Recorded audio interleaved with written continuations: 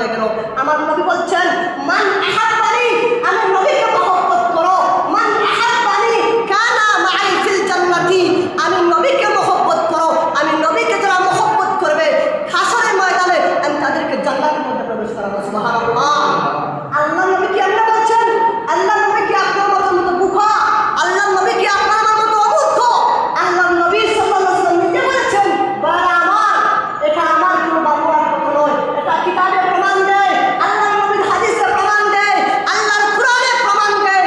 এটা আজ দুঃখের বিষয় নিয়ে বলতে হয়, আজকে এটা বলতে হয় পর্দা হয়ে, যে মুসলমানের ঘরে সন্তান হয়ে কেমনে ব্রাজিলকে সাপোর্ট করে, আর্জেন্টিনাকে সাপোর্ট করে, তার আরবের ঘুমকে হারাম করে, অথচ আল্লাহ নবী বলছেন যে আমি নবীকে মহব্বত করো।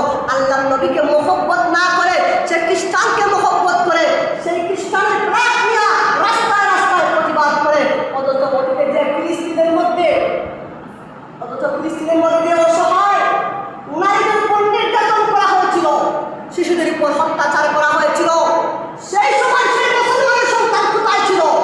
সেই সময় সেই মুসলমানের সন্তান একটা দিন দেখতে পাই না। একটা মুসলমানের সন্তান সেই ফিলিস্তিনের পতাকা নিয়ে রাস্তায় নেমে প্রতিবাদ করতে, আজ দেখা যায় আর্জেন্টিনা ব্রাজিলের পতাকা নিয়ে মুসলমানের কোনো সন্তান হয়ে সে রাস্তায় রাস্তায় নেমে প্রতিবাদ করে। আল্লাহর নবী বলছেন, মান আহাব্বানি কানা মাই ফিল জান্নাতি, আমি নবীকে মহব্বত করো। আর যারা আমি নবীকে মহব্বত করবে না, আমি নবীকে ভালোবাসবে না, কিয়ামতের ময়দানে জাহান্নামের মধ্যে যাবে। আল্লাহ নবী বলছেন। একটা হাদিস শুনেন, একদিন আল্লাহ নবী সাল্লাল্লাহু আলাইহি ওয়াসাল্লাম তার সাহাবী হযরত উমর ফারুক রাদিয়াল্লাহু তাআলা আনহু হাত ধরছেন, যতে উমর ফারুক রাদিয়াল্লাহু তাআলা আনহু ধরছেন। প্রিয় হাদিস, আমার দিকে লক্ষ্য করেন। একদিন আল্লাহ নবীর সাহাবী হযরত উমর ফারুক রাদিয়াল্লাহু তাআলা আনহু নবী হাত ধরছেন, উমরের হাত ধরছেন। তখন আল্লাহ নবীর সাহাবী উমর বলছেন যে, ইয়া রাসূলুল্লাহ, আমি আমার জীবন ছাড়া আমি আপনাকে ভালোবাসি, আমার জীবন ব্যতীত আমি আপনাকে সবচেয়ে প্রিয় ভালোবাসি। সুবহানাল্লাহ বলেন।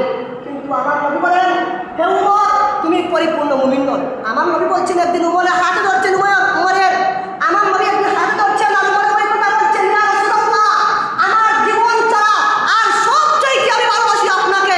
আমার নবী বলছেন, হে উমর, তুমি পরিপূর্ণ মুমিন না। উমরে বলছেন, কারণ জীবন ছাড়া সবচাইতে বেশি ভালোবাসেন আমার নবীকে। তারপর নবী বলছেন, হে উমর, তুমি পরিপূর্ণ মুমিন নয়। আমার নবী বলছেন কাকে? অথচ উমর রাদিয়াল্লাহু তাআলা আনহুকে। উমর রাদিয়াল্লাহু তাআলা আনহু কি আপনার মতো কি মূর্খ?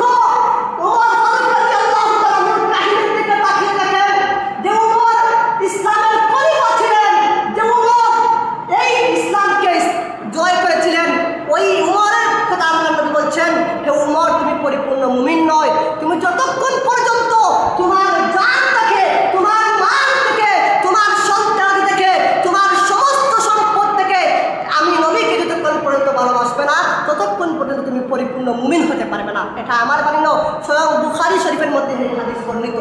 এই হাদিস বুখারী শরীফের মধ্যে এসেছে, আমি বানোয়াট করে বলতেছি না। আল্লাহ নবী তার সাহাবী হযরত উমর ফারুক রাদিয়াল্লাহু তাআলা আনহুকে বলছেন যে, হে উমর, তুমি পরিপূর্ণ মুমিন না। কি পরিপূর্ণ মুমিন না?